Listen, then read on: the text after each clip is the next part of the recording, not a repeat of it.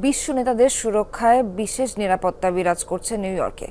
ফিলিস্তিনি ইস্যু প্রভাবশালী influencer Charlie কার্কের মৃত্যুতে আরও কঠোর নিরাপত্তা বলে অস্ত্রের পাশাপাশি ড্রোন, নৌযান, এমনকি প্রশিক্ষণপ্রাপ্ত কুকুর নিয়েও অতর্কিত হামলা ঠেকাতে প্রস্তুত নিরাপত্তা বাহিনী। জরুরি প্রয়োজনে রাখা হয়েছে বিশেষ গাড়ির ব্যবস্থাও।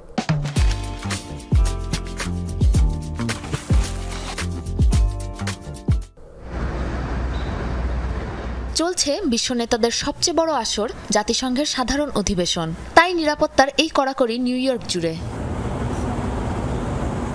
মধ্যপ্রাচ্যের সংঘাতকে কেন্দ্র করে সন্ত্রাসী হামলার শঙ্কার মধ্যেই গুলি করে হত্যা করা হয় আলোচিত ইনফ্লুয়েন্সার চার্লি কার্ককে। ফলে সর্বোচ্চ সতর্কতায় নিউ ইয়র্ক পুলিশ ডিপার্টমেন্ট নেওয়া হয়েছে কয়েক স্তর বিশিষ্ট নিরাপত্তা ব্যবস্থা। পুলিশের নিয়মিত বাহিনীর পাশাপাশি মোতায়েন করা হয়েছে সোয়াট সদস্যদের। সতর্ক অবস্থানে রয়েছে হোমল্যান্ড সিকিউরিটি। বিভিন্ন স্থানে টহল চালাচ্ছে ডগ স্কোয়াডের সদস্যরা। যে কোনো অতর্কিত হামলা ঠেকাতে মোতায়েন করা হয়েছে ড্রোন। এমনকি জাতিসংঘের সদর দফতরের পাশে ইস্ট রিভার এলাকায় থাকবে পুলিশের টহল নৌযান।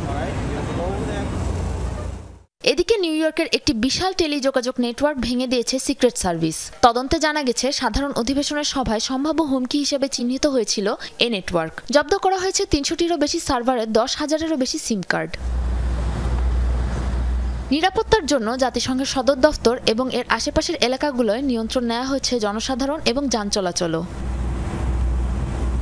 সাবরিনা নুসরাত, যমুনা নিউজ।